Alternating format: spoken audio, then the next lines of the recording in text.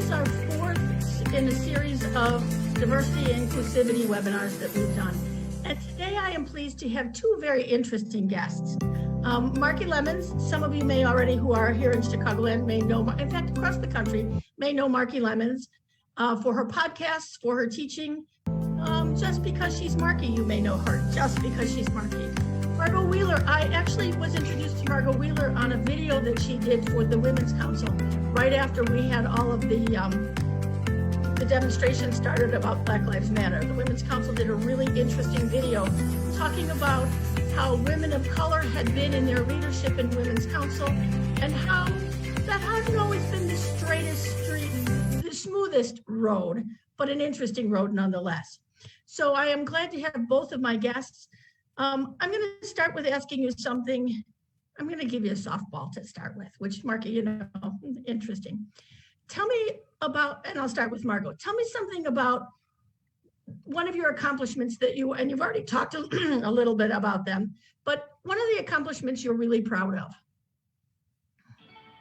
Well, one of the accomplishments, you know, I think that I look at family first and foremost, and my children and grandchildren, and I think I can't say that I'm proud of anything, more proud of anything than that. You know, my family and faith and family. I always talk about faith, family, friends, you know, those kind of things. But as far as the business, as far as real estate, certainly one of my pinnacles was to serve as Women's Council National President in 2011. For me, which when I first became a member, that was not even a thought, but to have had that opportunity to serve our members was something I'll never forget. Yeah, memorable. Thank you. Marky, something you're most proud of?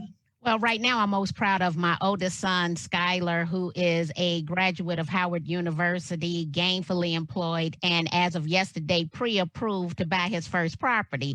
And he isn't 25 years of age yet. And the reason is because I started on a journey as an unwedded mother, and I had all these big, hairy, audacious goals, and Skylar has succeeded or exceeded all my expectations as a child. Personally, I would say is to become a mentor. I started off with a mentor, Frank Williams. He single-handedly changed my real estate career, and to be able to provide that same guidance to the next generation. So I always want to make Frank proud. Marky, that's an interesting thing that you started talking about mentorship. And it kind of goes along with the Women's Council. I think it's so interesting that when I talk to successful women, there often is someone in the back there who is saying or doing like what you were talking about with Frank. And I always, when I teach, I always say you need two different kinds of mentors, which is an interesting thing. One of them who will lovey-dovey you when the day is bad and will tell you that you're wonderful. And the other one who will lovey-dovey you and say, but get off your butt and get working. So I always think, and I think Women's Council is sort of that kind of mentorship with that. Margot, you were president a while ago. What kind of changes have you seen in Women's Council? What kind of changes are the question is to both of you really, what kind of changes are you seeing? Both of you have been in real estate for a fairly long time. What kind of changes are you seeing? Well, I think, you know. Margot, I'll ask you first. Okay. I think there's a lot of changes that I've seen. I've been a realtor for 27 years. In 2011, when I was president, you know, I have to say I was the second African-American, actually the third African-American Black president for Women's Council National. But when I first started, the reason I'm here today is because back in 1995, I saw Maxine Jennings, who was from California at the national level, who was actually teaching a class. It was just a workshop. And when I saw her, I said, you know, there is a place for me here, right here in Women's Council. And since then, I think that's why it's so important to have individuals, a full diversity of individuals at every level, because that's what encourages more individuals to get involved, to get engaged. And so for me, certainly that was one of the things that made a difference. Yeah, absolutely. Well, for me, I was born and raised Chicago South Side into an entrepreneurial family. And I realized early in my real estate career that I didn't know anything. And so I just went out and started taking all sorts of designations and certifications. And when it came to the Women's Council, I actually took the PMN course with Terry Watson in June of 2006. And the reason I remember that because I had so much devastation that year in my life with my mother dying, my grandfather dying. And Terry, because we were in the PMN course, I had the opportunity to write down my goals, my dreams. And 3 years later, those things had manifested. And I mentally did not know how they manifested themselves.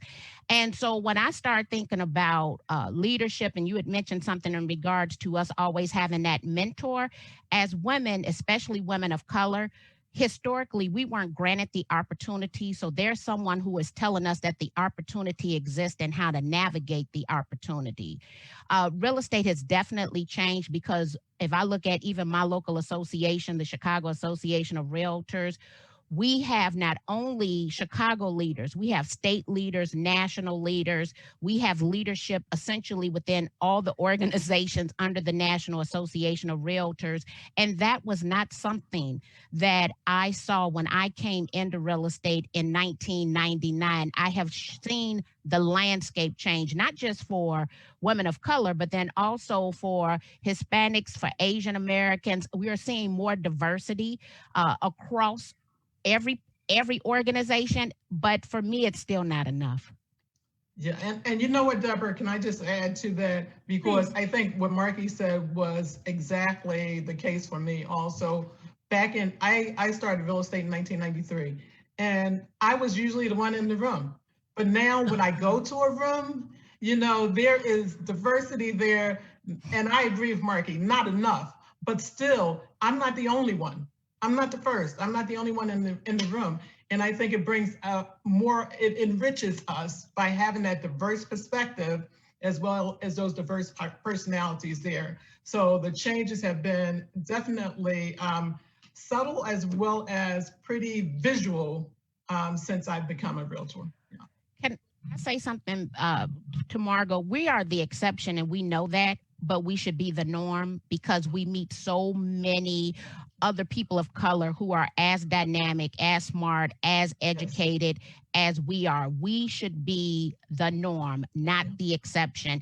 Mm-hmm. And people inbox us, they text us, they IM us. We know that we give hope to people of color because they will tell us we've never seen, whatever little small city they might be in, we've never seen a woman of color. We've never seen an African American, but we saw you today. And as a result of seeing you, we know it's possible for us. Absolutely. That's a big responsibility. That's what I think. That's a big responsibility to take that on. In some ways, I think you certainly have the issue of color, but with Ruth Bader Ginsburg passing, I've seen so many things, and I am a little older than I think either of you, but I've seen so many things about, do you remember when you couldn't buy a house on your own as a woman? When you couldn't get a credit card of your own as a woman? When if you wanted to have birth control, you had to have your husband trot into the doctor with you and say, it was okie dokie. So I think we've seen, I don't want to say that you got a double whack, but you've also had issues. Fortunately, real estate has been more of a woman's industry than many. But I also see there's some issues with women. You know, you look at the pictures of old, and who do I see in the pictures of old in leadership? Yeah. It's not the women who were in leadership. So can you speak to that? You know, Marky, you said something to me interesting one day where you always think if there's discrimination, it's because you're Black. And sometimes I think it has nothing to do with it. It's just because you're a woman. So can you speak to like the double hit of that in leadership? So you walked in to a lot of white men in the room for leadership. Margot, you want me to start it? Go right ahead, Marky. You can start it, and then I can finish. It was interesting. Actually, Katie Lance made a post a couple of years ago, and she was talking about the sexism that existed within the world of real estate. as an African-American woman, I always just looked at the racism. And to be quite honest with you, that's probably where my focus is going to be. It's very, it's heart-wrenching to realize that they don't like you because of your sex and they don't like you because of your color. And then I'm overweight, so we got fatism that exists in the world. And then I cut my hair short, so we got hair isms in the world. It's a lot of isms to take in. So for me, you have to, I think, pick your battles. Do I believe that we live in a sexist world? Yes. I even believe now, after the political landscape, that it's more sexist than it is racism. However, I am clear that people see me as a Black woman. So I'm going to focus on the racism aspect, not just for me, but because I'm also the mother of 2 Black sons and I see what they have to endure. So I'm taking the fight in that direction.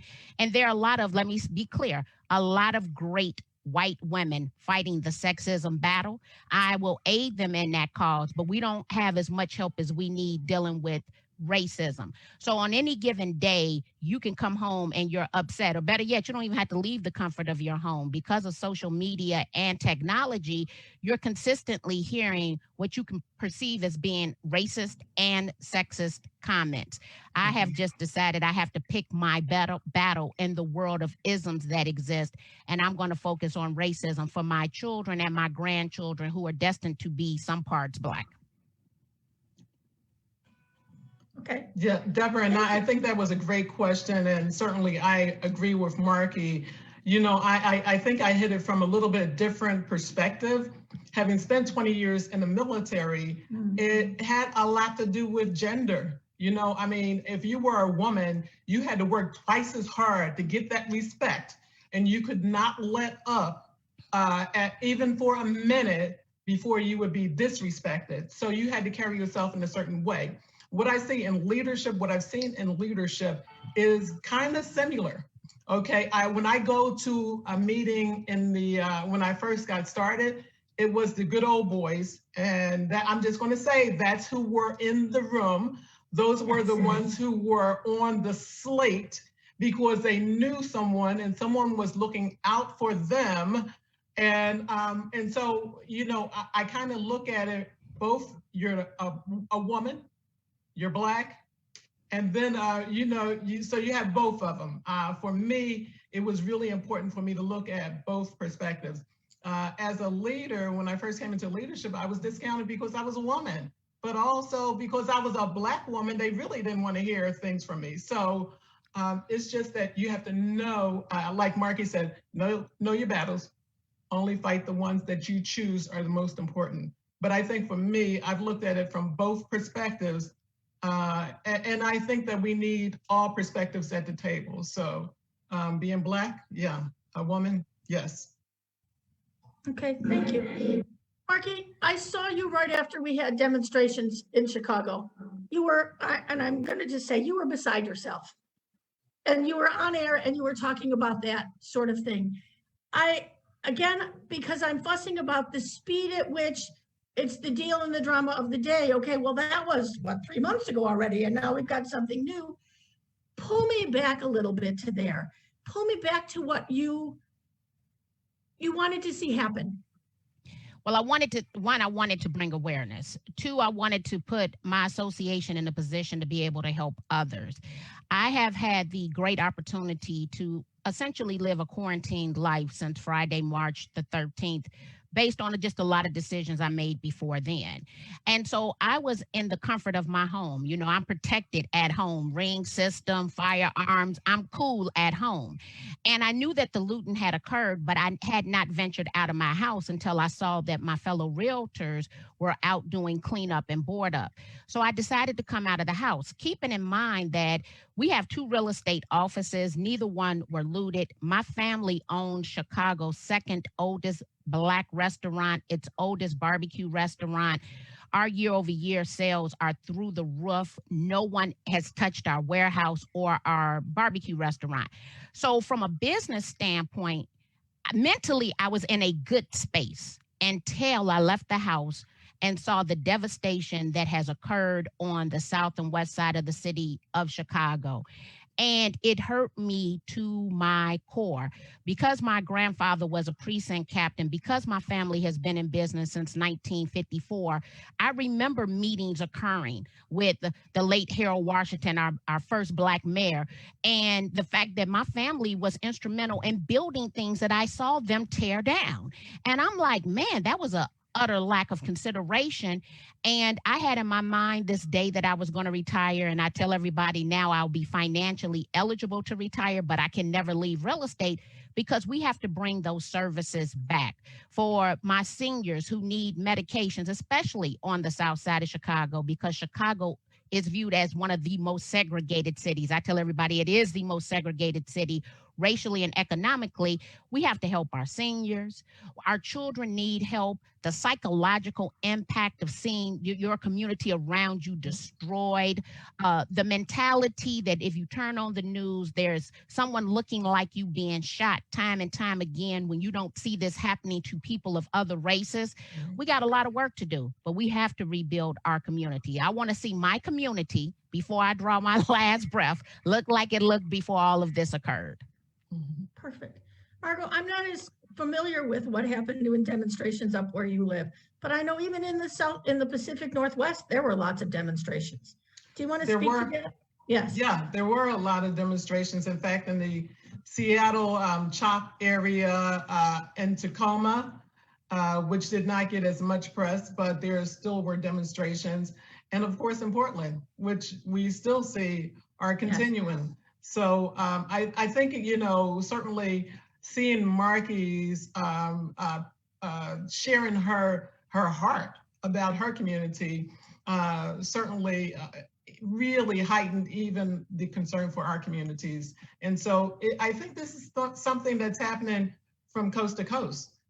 You know, more so in some areas get more publicity about it, but I think we all have the same concerns about our kids and our children, our future, all of those things that certainly specifically pertain to Black folks and Black families, African Americans, and people of color. So, all right, I'm a white girl sitting here.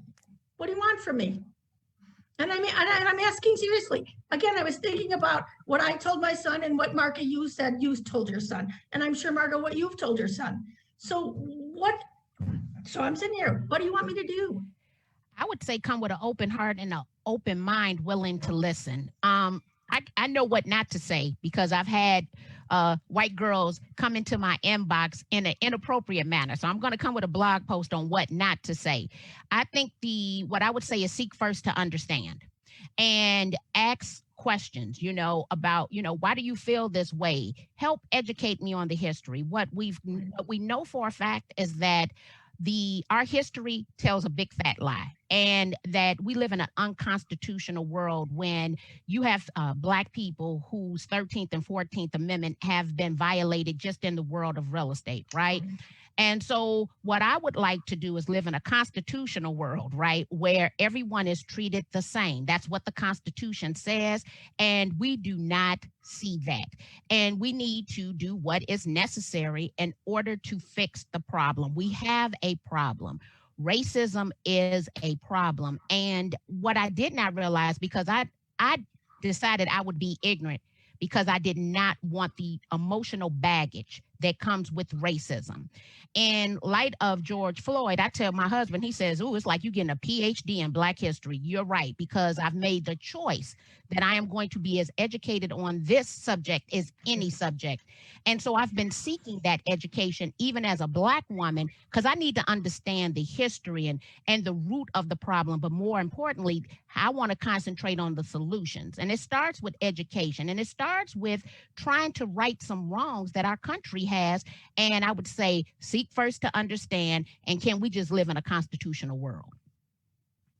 Agreed. And, you know, and what I would say is also, you know, it is about the knowledge and acknowledgement, you know, acknowledging what our system is. It is a racist system. You have to acknowledge that and then seek the education and find out exactly, you know, what people are thinking, how can I help? Each person is a little bit different. So finding that out. I will also say read the book White Fragility. That is an eye-opening book. So I think that's something that individuals can get a little bit of a sense about what you can do, how you can open your mind, some of the perspectives that we have, some of the stereotypes and everything else that might be impeding us moving forward. So I think those are some of the things you can do. Yeah. On an association level, because I represent the association, this is a real challenge for us because we do want to be inclusive and we do want to be diverse. But you know, Marky, you're in the Chicago Association. I'm out in the North Shore Association. Our membership tends to be different, just geographically different. That's a boundary that's really tricky to overcome. I'm seeing a little movement with that, but harder. It is harder because it was systematic, okay? And so when we think about racism in our country, it was designed that way. In Chicago, more than any other area in this country. And so historically, in the North Shore area where you're located, you definitely have more Caucasians, more affluent, but it's on the back of the people of the city of Chicago and the segregation that does exist. When I read The Color of Law, I was actually sickened that Floyd Lowe, the past president of the California Association of Realtors, was very influential in wholesaling blockbusting. And we've seen this time and time and time again. So what I would like to see is a systematic approach. We look at how many members we have. We allocate so many seats based on the membership to ensure inclusion. When you develop your leadership training program, if you have 10 Blacks and they represent 10% of the association, then 10% of the leadership training should be allocated to African Americans. I hear a lot of association talk. I don't see a lot of association doing. And the actions speak volumes. We make a lot of things happen. Make inclusion happen. Look at the numbers. If we just started with the numbers, it would change everything. Make the assumption that Black people they passed that same licensing exam. Mm-hmm. Okay, they had the same identical license, and that was the criteria. So whatever those numbers look like, and it's not just Blacks. I want Asian representation, Hispanic representation. I want the Rainbow Coalition. I want leadership to be a reflection of its members. Anything less than that is unacceptable. Anything less than that. Here's what we don't have. We didn't have the opportunity to network. So we don't have those friendships that we attended the same grammar school, high school, and college because we live in such a segregated world where that nepotism might exist and they hit their friend on the shoulder because we didn't get a seat at the grammar school table. I understand all that. So now once you acknowledge the fact that racism is real, segregation exists, I want to know, how do you plan as a leader of the whole organization to right the wrongs and make sure that equal representation is present at all levels? Margot? Yeah, certainly everything that Marky said is absolutely correct. And I think when you're looking at an association, you're looking at touching this on different levels and in different ways. Just as when you're marketing, you have to go in different modes, different media and everything else, but you're looking at, this has to start from the top. It has to be something, inclusion, diversity, those have to be really ingrained with the leadership. Then you have to look at how can I reach out and connect with those members, because we do want them to reflect, we do want our leadership to reflect our members. And then you have to look at also those broker owners, because if they don't have a buy-in, then certainly it's not going to go any place at all. So I think you have to hit it on different levels when you're in the association. And I have to say, for instance, for my company, we have a regional company, and we're in Idaho, Washington, Oregon, California. And the president of our company has a thorough diversity initiative that he's working on. He's working out. It starts with the leadership. It's also with the branch managers. He is offering At Home with Diversity courses to all of our brokers free, all of our members free from our association. So I think, it has to be a buy-in at every level. It has to be education at every level, acknowledgement acceptance in order to move forward. It's interesting the way that these inclusion and diversity podcasts came into being. And it had to do with our new CEO. Certainly it's a commitment of our leadership at the board, but it had to do with our new CEO, who basically called me up one day and said, you know, I don't like all this yak stuff. Everybody I know is writing something about diversity and making a statement about diversity, and who cares? Only he was a little more forthright than that, than just who cares. He said, we got to do something that's more important, that's more interesting. And so that's really how this series of podcasts was born. And because I'm trying to be, like you said, the rainbow, we started with the LGBT community. We hit the disability community, which was fascinating because that's a whole nother level of people who are discriminated against. We did the implicit bias video. That was one of the things we focused on. And you're my ending up. You're my last in the series of 4. Do you like that? You're the last guys in the series of 4. But I'm really kind of, one of the reasons I asked you about this is because I don't want this to die. And again, I'm going to go back to this, the deal and the drama of the day. The deal and the drama of the day moves quickly so that the George Floyd demonstrations that we saw, holy cow, doesn't it in many ways seems like that was, maybe not to you, but to me, and certainly as someone watching the media, in many ways that seems like that took place years ago already, because there have been 6 other fires in California, fires in the Northwest, the political climate we're living in. There's all this other drama going on. So I'm glad to hear your suggestions of how do we continue this? How do we keep moving forward with this as opposed to just simply saying, okay, we've done our job now. We've done our 4 inclusion videos. Now we're done with this. Marky, and both of you on the video that you were with the Women's Council, you said one of the most interesting things that I heard was you talked about the meeting after the meeting. That's another one I'm going to steal, this meeting after the meeting. I love the idea of the meeting after the meeting. As a woman, I've been in some of those meetings after the meeting, but you were talking about it in a different way.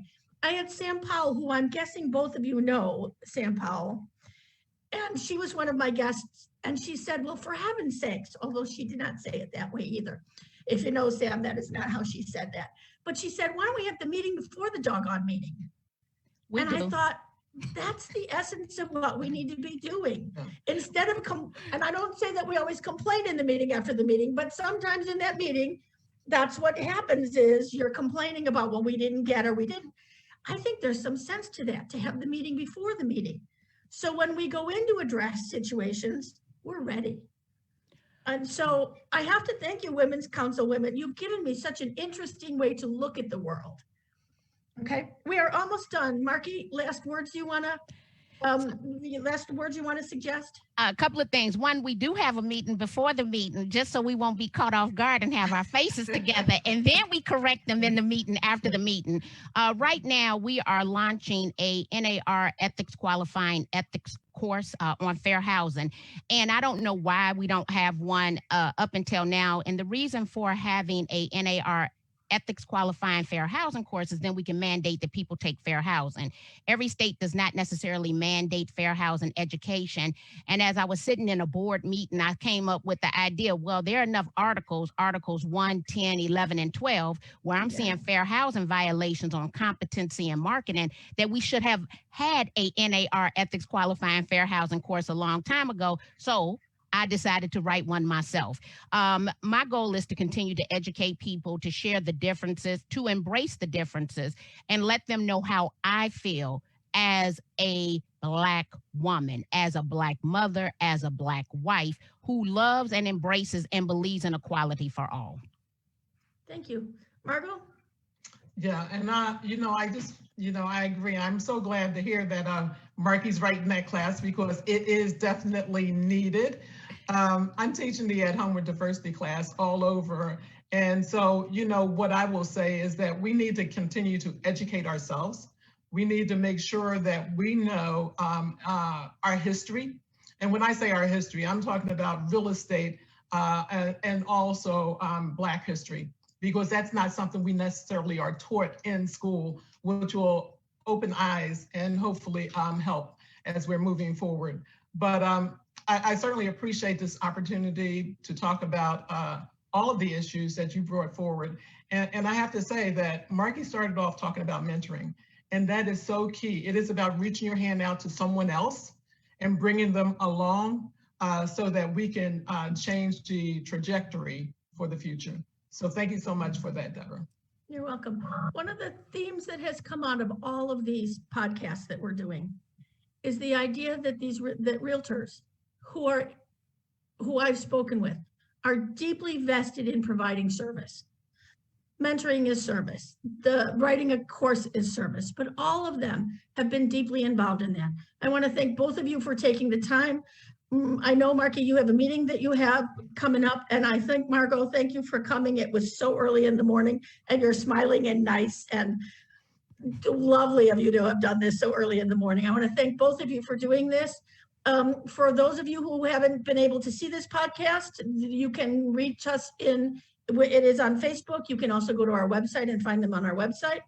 I want to thank both of you and have a great day, ladies. Thank you. You too.